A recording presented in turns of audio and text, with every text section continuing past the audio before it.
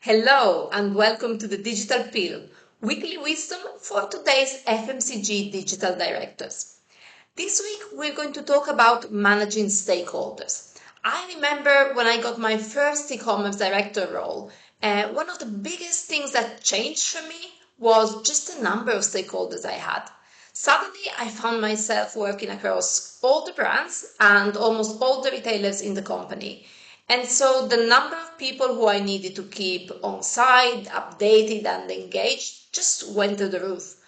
And I think every time you kick off a new project, it's always good practice to go back to that good old racy model, map out your stakeholders and then take a good look at the list of consulted and approvers. And if you see any names on that list where you think, oh, there will definitely be some resistance here, then maybe try to think if there is somebody else who could influence their opinion that you should get on site first before you go and speak directly to that person who you think is going to put up some resistance.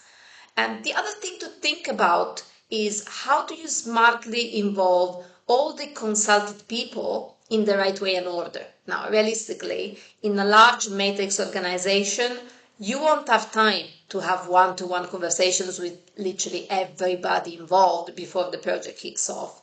So you may have to prioritize the key actors, and then everybody else could provide input in the form of a survey or a collaborative document or maybe a group session. Now, the only problem with that is not everybody is inclined to provide transparent, actionable feedback in a written form or in a way that feels too public. It really depends on the individuals involved and the company culture. So another tip is to maybe hire an external consultant for your priority projects so they can run more one-to-one interviews. And that's a really good way to make people feel involved, to extend your capacity, and also to add an element of impartiality to the whole process.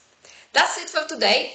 Don't forget to follow the FMCG guides, click on the notification bell, and I'll see you here next week.